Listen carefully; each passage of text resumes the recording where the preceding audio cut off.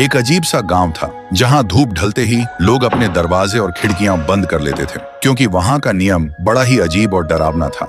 रात के ठीक 12 बजे से पहले हर घर के बाहर मिट्टी के बर्तन में सबसे अच्छा खाना रख दिया जाता था, क्योंकि वहां के लोग कहते थे अगर किसी ने खाना नहीं रखा तो सुबह तक उस घर का कोई ना कोई सदस्य मरा हुआ मिलता और उसका शरीर बिल्कुल खाली होता। इसलिए डर के मारे लोग खाना रख देते थे। इसी गांव में थुंग थुंग नाम का एक आदमी रहता था। वो इतना कंजूस था कि एक दाना किसी को देने से पहले 100 बार सोचता था। लेकिन एक दिन थुंग थुंग ने एक भयानक तरकीब निकाली। एक रात उसने गोल गोल पत्थरों पर आटे का लेप लगाया और उन पर घी जैसा पीला रंग पोतकर बाहर रख दिया। फिर आधी रात के बाद थुंग थुंग को बाहर से कुछ अजीब सी आवाजें सुनाई दी। डर और जिज्ञासा के बीच वह धीरे से उठकर खिड़की के पास गया और बाहर झांक कर देखा। एक साया झुककर उन पत्थरों को चबा रहा था। देखते ही थुंग थुंग का गला सूख गया। तभी वह धीरे से अपना चेहरा ऊपर उठाती है और थुंग थुंग देखता है। वह एक औरत थी। उसका चेहरा बिल्कुल सफेद था और आंखें सीधा थुंग थुंग की तरफ देख रही थीं। और फिर एक पल में ही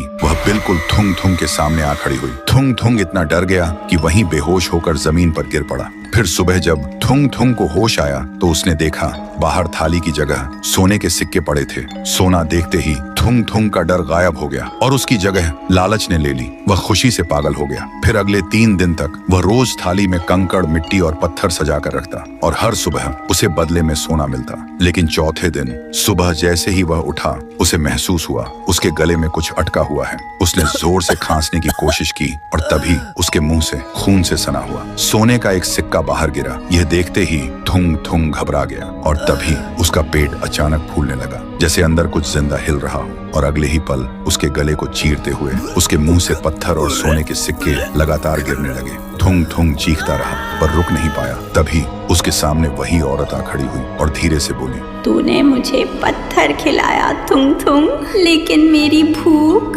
तेरे लालच जैसी थी जो कभी खत्म नहीं होती। तभी थुंग थुंग का शरीर धीरे धीरे सख्त होने लगा और देखते ही देखते वह पत्थर बन गया। अब उसके चेहरे पर मौत का डर हमेशा के लिए जम गया था। तभी वह औरत उसके करीब आई और उसके कान के पास आकर बोली, याद रखना, आज रात 12 बजे तुम्हारे घर के बाहर भी एक थाली जरूर होगी, अगर तुम वीडियो को बिना लाइक किए चले गए तो।